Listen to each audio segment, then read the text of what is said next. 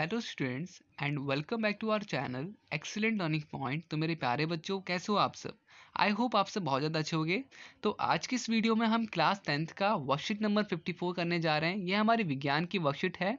और देखो, आज जो हमारा टॉपिक है, क्या है टॉपिक? तो प्रकाश परावर्तन तथा गोलीय दर्पण। तो आज हम पढ़ने वाले हैं प्रकाश परावर्तन क्या होता है और गोलीय दर्पण क्या होता है। सबसे पहला, प्रकाश वह ऊर्जा है जिसके द्वारा हम वस्तुओं को देख पाते हैं या देख सकते हैं। ठीक है।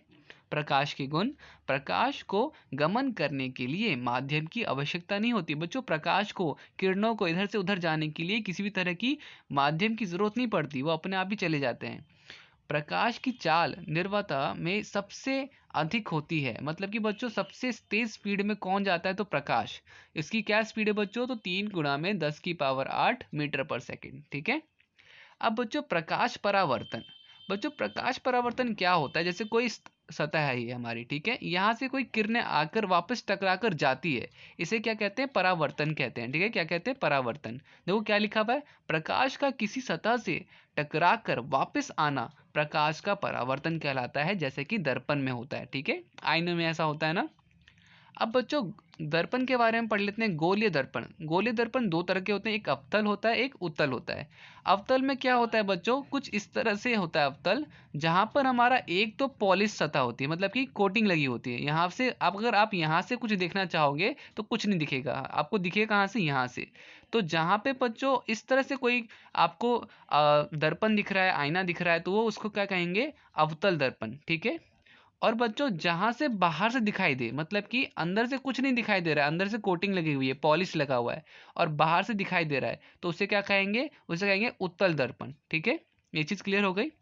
अब बच्चों देखो, लिखा हुआ है, उच्च कोटि का पॉलिश किया हुआ सतह जैसे दर्पण अपने पर पड़ने वाले अधिकांश प्रकाश को परावर्तित कर देता है।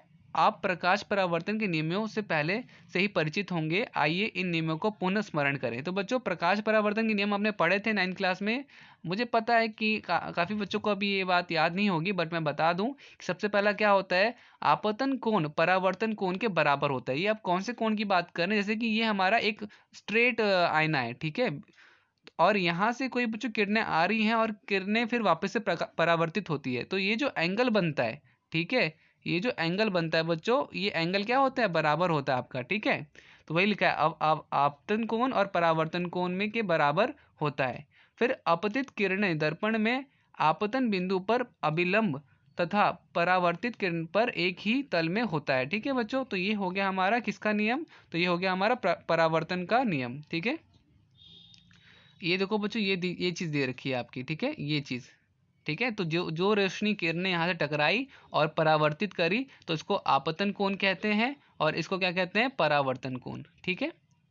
ठीक है बच्चों, इसी तरह से आपका अम्लम, सॉरी, क्या कहते हैं इसको? आपका क्या कहते हैं? अवतल और उत्तल दर्पण। ठीक है, तो वो भी आपका इसी तरह से होता है। इस तरह से अगर कोई किरणें गई तो इस तरह से आपका परावर्तित हो गई, यहाँ से यहाँ परावर्तित हो गई। ठीक है। अब बच्चों देखो, सबसे पहले मैं आपको बता दूं कि गोलीय दर्पण द्वारा रेखा चित्र बनाने के नियम। ये चीज बच्चों मैं अभी जस्ट बताता हूं आपको। और ये जो है हमारा सबसे पहला, कि इसमें क्या क्या, किन चीजों को क्या कहते हैं? बीच वाले को बच्चों आपको मुख्य अक्ष कहते हैं। सॉरी, मुख्य अक्ष बेसिकली इसको कहते हैं बच्चों, पी को, पोल को कहते हैं। ठीक है बच्चों, तो अब यहाँ पर इसके बाद मैं आपको बता दूं कि ये जो आपका, ठीक है बच्चों, तो इसके बाद मैं बता दूं, ये जो आपका है, ये इसको कहते हैं बच्चों पोल कहते हैं। ठीक है, मुख्य अक्ष, सॉरी सॉरी सॉरी, ये मुख्य अक्ष को बच्चों बीच में सेंटर कहते हैं। ठीक है, ये जो केंद्र है उसको कहते हैं। और पोल को बच्चों पी पी यहाँ पे इसको पोल कहते हैं। ठीक है। और फिर इसके बाद एम और एन को बच्चों अपर्चर कहते हैं। एम और एन को क्या कहते हैं? अपर्चर कहते हैं। ठीक है। फिर इसके बाद आपका आर जो होता है, त्रिज्या होती है। ये जो आपका ये त्रिज्या हो गई। और इसके बाद आपका एफ फोकस। ठीक है, एफ क्या हो गया बच्चों? ये एफ हो गया बीच वाला फोकस। और ये आपका छोटा एफ, डिस्टेंस जो होता है पोल से लेके एफ का डिस्टेंस। ठीक है, ये हो गया आपका।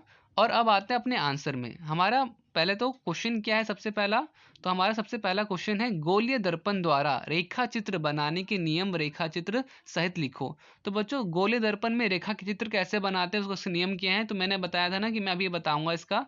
तो ये रहा बच्चों आपका पहले का आंसर, ये पूरा पहले का आंसर है। मैं आपको थोड़ा सा छोटा कर देता हूँ, फिर जूम भी कर दूंगा। ये बच्चों ये जो पूरा चीज लिखा हुआ है ना, आपको ये पूरा लिखना है, ये पूरा का पूरा फर्स्ट आंसर में। ठीक है, फर्स्ट आंसर में काफ़ी ज़्यादा इंपॉर्टेंट है। अब मैं बता देता हूँ नियम क्या है। तो देखो अगर कोई भी लाइन, अगर कोई भी किरणें इधर से मतलब कि किस तरह से, तो अगर समांतर रेखा जैसी जाती है तो वो क्या करेगी, फोकस से क्या कहते हैं क्रॉस करेगी। सेम चीज़ बच्चों आपका कॉनकेव में भी होता है। ठीक है, फिर उसके बाद बच्चों सेम चीज़ अगर सेंटर से केंद्र से होकर के किरणें जाएंगी तो वापस वहीं पे परावर्तित करेगी। कॉनकेव में भी ऐसा ही होता है बच्चों। उसके बाद हमारा लास्ट है बच्चों कि अगर बीचों बीच पोल से होकर के जाता है तो वापस बच्चों सेम एंगल पे परावर्तित करेगा। ठीक है, ये तीन चीजें हमें लिखनी है फर्स्ट आंसर में।